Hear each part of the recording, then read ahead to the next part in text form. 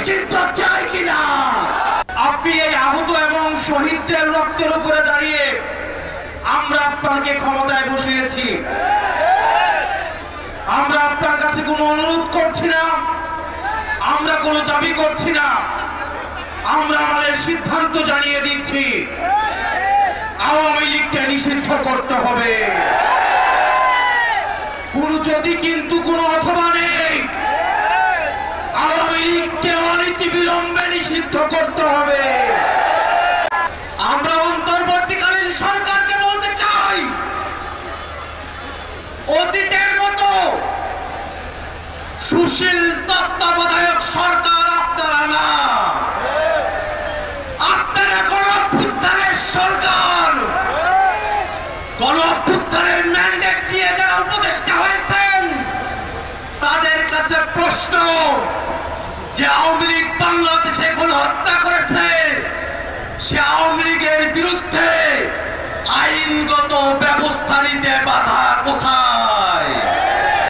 আওয়ামী লীগ নামদারি, মুজিববাদী নামদারি কোন শর্তে বাংলাদেশে বিরাজ করতে হবে না এবং দিবে না।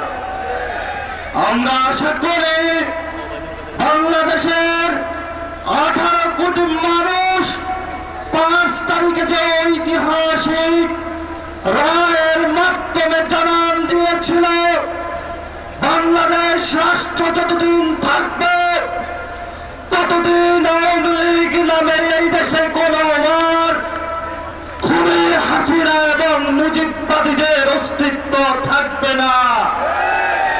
এই বিষয়ে ফয়সালা হয়েছে, এখন আমাদের সামনে এই ফয়সালা ঝুলছে কেন, সেই বিষয়ে আমাদেরকে নজর দিতে হবে।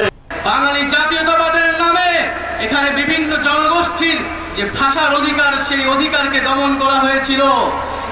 মুজিববাদী সংবিধানে ধর্ম নিরপেক্ষতার নামে বাংলাদেশের ইসলাম মনা জনগোষ্ঠী, ধর্মবান মুসলমানের যে সংস্কৃতি, সেই সংস্কৃতিকে রাষ্ট্র গঠন প্রক্রিয়া থেকে বিচ্ছিন্ন করে দেওয়া হয়েছিল এবং গণতন্ত্রের নামে বাকশাল কায়েম করা ছিল। এই ছিল 75 পর্যন্ত মুজিববাদীদের শাসন। গল্প আমরা সবাই জানি, বিগত 16 বছরে আওয়ামী লীগ কিভাবে ফ্যাসিজম কায়েম করেছে, কিভাবে স্বৈরতন্ত্র কায়েম করেছে। তিনটি ভোটকে তারা কুক্ষিগত করে মানুষের ভোটাধিকার করে হরণ করেছিল। পিলখানা হত্যাকাণ্ডের মাধ্যমে বাংলাদেশের সেনাবাহিনীর দেশপ্রেমিক অংশকে তারা পরাস্ত করেছিল এবং বাংলাদেশের সার্বভৌমত্বকে হুমকির মুখে ঠেলে দিয়েছিল। জুলাইকে সাংবিধানিক স্বীকৃতি দেওয়ার কথা বলেছিলাম, কিন্তু বিভিন্ন ষড়যন্ত্রের কারণে সেই জুলাই ঘোষণাপত্র এখনো আসছে না।